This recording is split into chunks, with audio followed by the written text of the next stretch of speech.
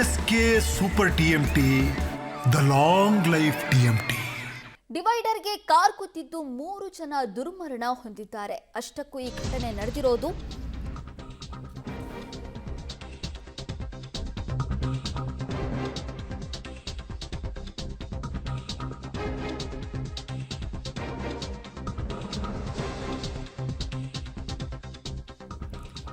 ವಿಜಯಪುರದಲ್ಲಿ ನಡೆದಿದೆ. ಡಿವೈಡರ್ಗೆ ಕಾರ್ ಕುತ್ತಿದ್ದು 3 ಜನ ದುರ್ಮರಣ ಹೊಂದಿದ್ದಾರೆ.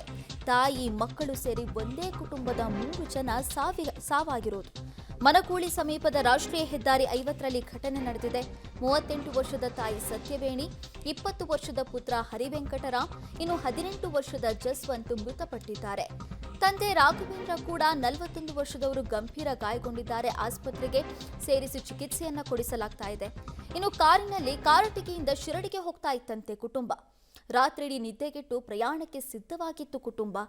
ನಿದ್ದೆ ಮಂಪರಿನಲ್ಲಿ ವೇಗವಾಗಿ ಕಾರು ಚಲಾಯಿಸಿದ್ದೇ ಈ ಘಟನೆಗೆ ಕಾರಣ ಅಂತ ಹೇಳಲಾಗ್ತಾ ಇದೆ. ನಾವು ದೃಶ್ಯದಲ್ಲಿ ಕೂಡ ನೋಡ್ತಾ ಇದ್ದೀವಿ, ಡಿವೈಡರ್ಗೆ ಹೋಗ್ಬಿಟ್ಟು ಕಾರು ಗುದ್ದಿರೋದು. ಒಟ್ಟು 4 ಜನ ಪ್ರಯಾಣಿಸ್ತಾ ಇದ್ರು, ಅದರಲ್ಲಿ 3 ಜನ ಮೃತಪಟ್ಟಿದ್ದಾರೆ. ತಂದೆ ಮಾತ್ರ ಅದೃಷ್ಟವಶಾತ್ ಬದುಕುಳಿದಿದ್ದಾರೆ, ಬಟ್ ಗಂಭೀರ ಗಾಯ ಆಗಿದೆ. ಆಸ್ಪತ್ರೆಗೆ ಸೇರಿಸಿ ಚಿಕಿತ್ಸೆ ಕೊಡಿಸಲಾಗ್ತಾ ಇದೆ. ಎಲ್ಲರೂ ಕೂಡ ಶಿರಡಿಗೆ ಹೊರಟಿದ್ರಂತೆ. ರಾತ್ರಿಡೀ ನಿದ್ದೆಗೆಟ್ಟು ಪ್ರಯಾಣ ಮಾಡಿದ್ರು.